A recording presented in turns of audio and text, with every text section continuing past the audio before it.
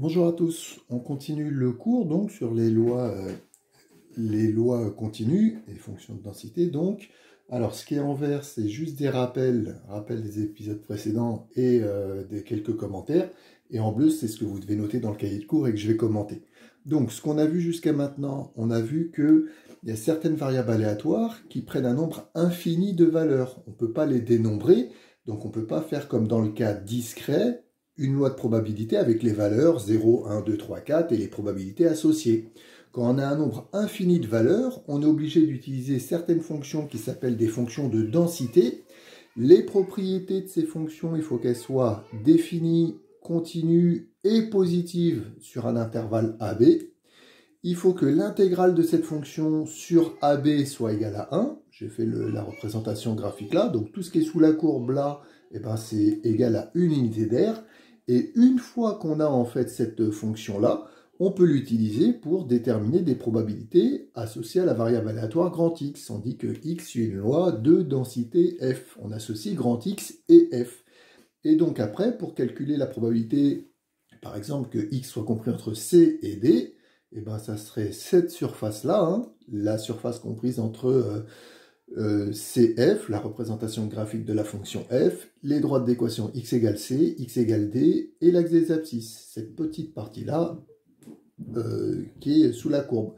Et cette R-là, c'est l'intégrale de f entre c et d. Et après, hein, c'est du calcul intégral pour déterminer cette probabilité qui doit toujours être un résultat entre 0 et 1. Voilà, on a vu ça, en fait ça c'est le cas général. Maintenant on va voir des cas particuliers, c'est-à-dire on va voir Là, c'était le cas général pour les lois continues, mais on va voir certaines lois particulières et certaines fonctions de densité particulières. Donc la première qu'on va voir ensemble, c'est la loi uniforme. La loi uniforme, si on rapproche ça du cas discret, on pourrait rapprocher ça en fait de écu réparti. C'est-à-dire quand vous avez un dé et que vous le lancez, s'il est équilibré, vous avez une chance sur 6, un dé cubique, d'obtenir la phase 1, la phase 2, la phase 3, vous avez les mêmes probabilités. Maintenant, imaginons, je vous demande de choisir un nombre entre 0 et 6, mais n'importe lequel, vous avez le droit aux décimaux, 2,55342, 3,45678, etc. Donc c'est pareil, on a une infinité en fait de valeurs. Donc on ne peut pas faire une loi de probabilité juste avec un tableau. Et donc, on va être obligé, pareil, d'utiliser une fonction de densité, et c'est ce qu'on va définir maintenant. Donc, c'est notre paragraphe grand 2, et donc c'est la loi uniforme. Alors, définition. Une variable aléatoire suit une loi uniforme sur un intervalle AB si elle admet comme fonction de densité la fonction f définie sur AB par... Et donc vous notez f de x égale 1 sur b moins a. Donc ça c'est la définition. Ce que ça donne géométriquement, donc sur l'intervalle AB, donc vous tracez les droites d'équation x égale a, x égale b, et f de x égale 1 sur b moins a, c'est une constante en fait. C'est comme si vous aviez un demi, un tiers, etc. Donc pour la tracer, y égale une constante, c'est une droite horizontale. Donc vous tracez la droite d'équation y égale 1 sur b moins a, d'accord, vous l'indiquez, et on va essayer de déterminer les dimensions en fait de ce rectangle.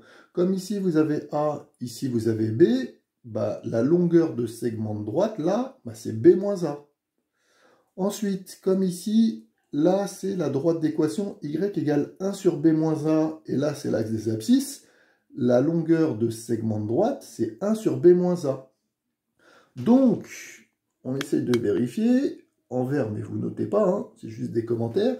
Si je cherchais l'aire de ce rectangle, la surface hachurée ici, c'est l'intégrale de la fonction f entre a et b, f étant la fonction qu'on vient de définir, hein, la fonction 1 sur b moins a. Et l'aire de ce rectangle, c'est longueur fois largeur, donc b moins a fois 1 sur b moins a. Et on retrouve que c'est égal à 1. C'est logique, étant donné que c'est une fonction de densité, elle doit être continue, c'est le cas, positive, la représentation graphique est au-dessus de l'axe des abscisses, et définie sur AB. Et il faut que son intégrale sur AB soit égale à 1. C'est bien le cas, on va pouvoir se servir de cette fonction de densité pour calculer après certaines probabilités. Alors, on l'a fait géométriquement, hein, en calculant longueur fois largeur, mais on aurait pu le refaire aussi par le calcul. Intégrale de la fonction f, c'est-à-dire 1 sur b moins a sur l'intervalle AB. Ça, comme j'ai dit tout à l'heure, c'est une constante. Si vous avez 2, la primitive, c'est 2x. Et bien, si vous avez 1 sur b moins a, la primitive, c'est 1 sur b moins a, x. On fait ensuite la différence des deux images. Mon stylo vert, il est fatigué. Donc, 1 sur b moins a fois b, ça fait b sur b moins a. 1 sur b moins a fois a, ça fait a sur b moins a. Et quand vous mettez tout sur le même dénominateur, vous allez retrouver 1. Donc, pareil, géométriquement ou par le calcul, on voit que l'aire de la surface, ici, est égale à 1. Donc, c'est la définition hein, pour une loi uniforme, en fait, quand on choisit au hasard une valeur. Alors, maintenant qu'on a tout ça, on va s'intéresser aux propriétés d'une variable aléatoire qui suit une loi uniforme sur AB. Donc, j'ai noté propriété, soit x, une variable aléatoire suivant une loi uniforme sur AB, ça veut dire que sa fonction de densité est la fonction f qu'on vient de définir juste avant. Alors, la propriété P de x compris entre C et D, ça sera égal à D moins C sur B moins A. Vous notez le résultat et on va essayer de le retrouver ensemble en le démontrant. Alors, la démonstration par le calcul, donc P de x compris entre C et D, d'après ce qu'on a mis en fait dans le cas général, c'est l'intégrale de la fonction f entre C et D. D'accord ? C'est encore sur le tableau à gauche ici, hein, on avait noté dans le cas général. Donc la fonction f, c'est 1 sur b moins a. Comme ce que je viens de faire, ce que je viens d'expliquer pour trouver 1, et ben la primitive de 1 sur b moins a, c'est 1 sur b moins a x. On remplace, on fait la différence des deux images par d, ça donnera 1 sur b moins a fois d, donc j'ai noté directement d sur b moins a.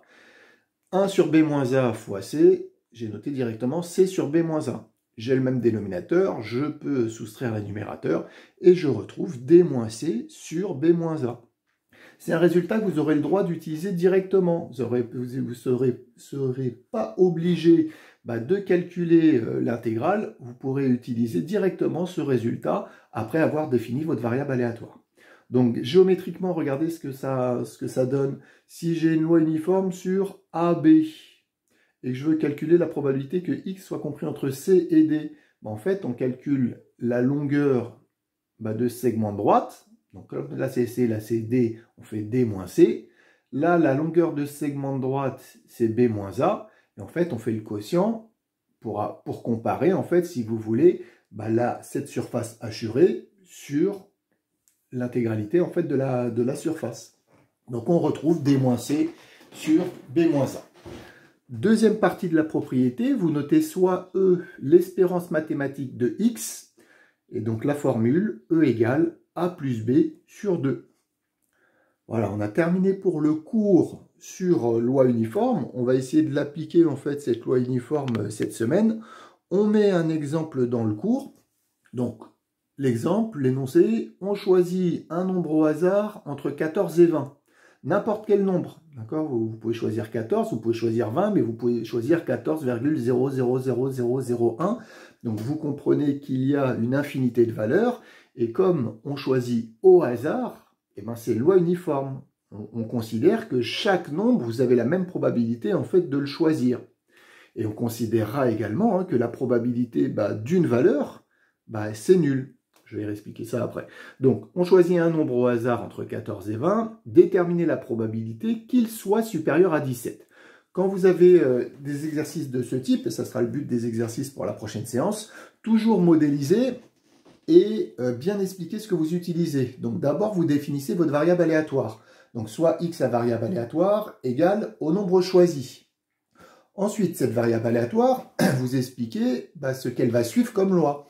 Ici, x suit une loi uniforme sur 14,20 parce qu'on choisit au hasard un nombre entre 14 et 20. Si on choisit au hasard un nombre entre 14 et 20, c'est ce que je viens d'expliquer, chaque nombre a la même probabilité d'être choisi. D'accord? C'est comme dans le cas discret écu réparti, mais sur une infinité de valeurs, entre 14 et 20. Alors, on veut que notre nombre soit supérieur à 17. Donc, P de x supérieur ou égal, ça ne change rien du tout parce qu'on considère que la probabilité qu'il soit égal à 17, c'est nul. D'accord? Sur une infinité de valeurs. la probabilité que vous choisissiez 17,000001 par exemple, on considère que c'est négligeable. La probabilité d'une seule valeur, c'est négligeable. On calcule des probabilités sous la forme d'intervalles. Donc P de x supérieur ou égal à 17, ça veut dire que x est compris entre 17 et 20, étant donné qu'on a modélisé avec une loi uniforme sur 14,20. On utilise notre formule D-C sur B-A, ça va nous donner 20-17 sur 20-14. Quand vous simplifiez 3/6, vous allez retrouver 1/2. Donc la probabilité que le nombre soit supérieur à 17 est égale à 1/2. Et pour essayer de voir en fait ce que ça donne géométriquement, regardez, vous choisissez, j'ai fait sur la gauche, vous choisissez un nombre entre 14 et 20. Donc vous tracez les droites d'équation x égale 14, x égale 20 et x égale 17 qui se situe en fait au milieu de votre intervalle 14-20. Si vous voulez les probabilités que x soit compris entre 17 et 20, en fait ça serait représenté, ça serait égal en fait à cette surface. Et on voit que cette surface, ça représente la moitié de la surface totale, c'est-à-dire compris entre les droites x égale 14, x égale 20 et la droite ici, y égale 1 sur b moins a. D'accord? Donc c'est logique qu'on retrouve par le calcul 1/2 pour cette probabilité. Donc n'oubliez pas, loi uniforme à chaque fois, vous définissez une variable aléatoire, vous expliquez ce que suit comme loi votre variable aléatoire, et ensuite vous avez le droit d'utiliser vos formules. Voilà.